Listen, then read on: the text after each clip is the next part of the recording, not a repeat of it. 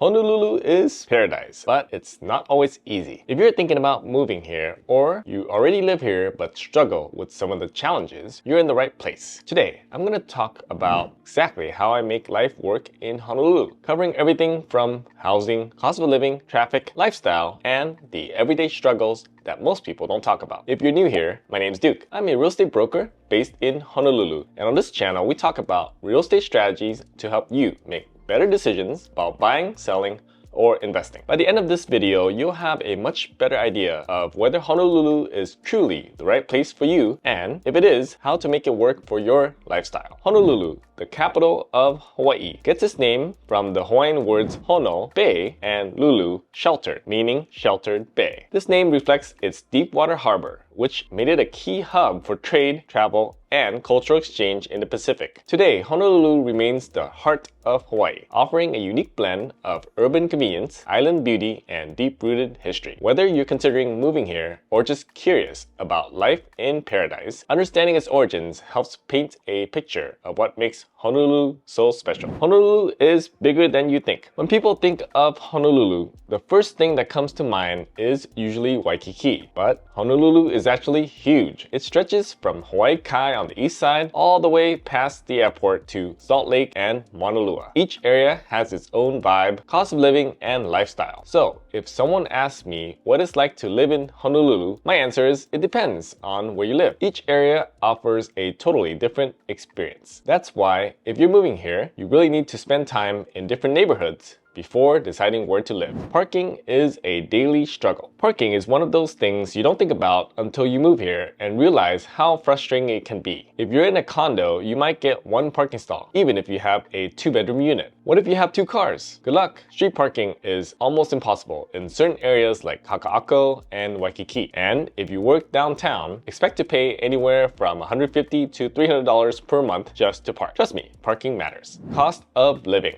How to make it work. It's no secret that Honolulu is one of the most expensive cities in the US. Rent, groceries, gas, and utilities all add up fast. Here's a quick breakdown of what you can expect to pay. A 1-bedroom apartment in Kaka'ako can go for around $2,500 to $3,500 a month. A single-family home starts at around $1 million.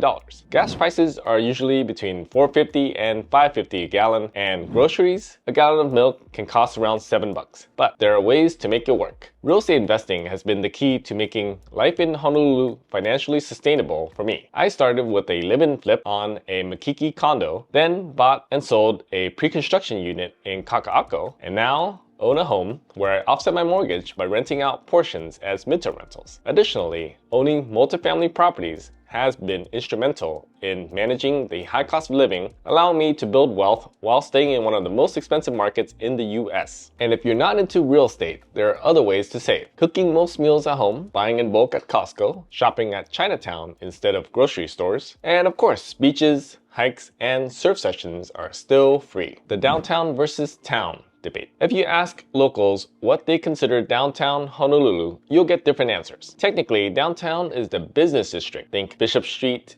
Chinatown, and Aloha Tower. But a lot of locals consider anything from Ala Moana to Kaka'ako part of town. So, what do you think? Where does downtown actually start and end? Let me know in the comments. Traffic and commuting realities. Honolulu traffic is no joke. If you're commuting from Kapolei to downtown, you're looking at least an hour, maybe more each way. Even if you live in town, rush hour can be brutal, especially on the H1. If possible, live near where you work. Consider alternative work schedules or remote work if you can. And if you live in a walkable area like Kaka'ako or Waikiki, biking or even public transport might save you a lot of stress. There's also the Biki bike share program and Hui for local car rentals if you need something on a temporary basis. The lifestyle trade-offs. So, why do people put up with all these challenges? Because the lifestyle here is worth it. You can go from a morning surf session to a coffee shop meeting and a sunset hike all in one day. For me, it's the access to the ocean, the outdoor lifestyle, and a strong sense of community. I surf every morning at Kewalos, which is one of my personal reasons for living in Honolulu. The trade-offs are higher costs, limited space, and a slower pace of career growth in certain fields. But if you can find ways to make it work financially, Honolulu is an incredible place to live. That's how I make life in Honolulu work. It's not always easy, but if you plan ahead,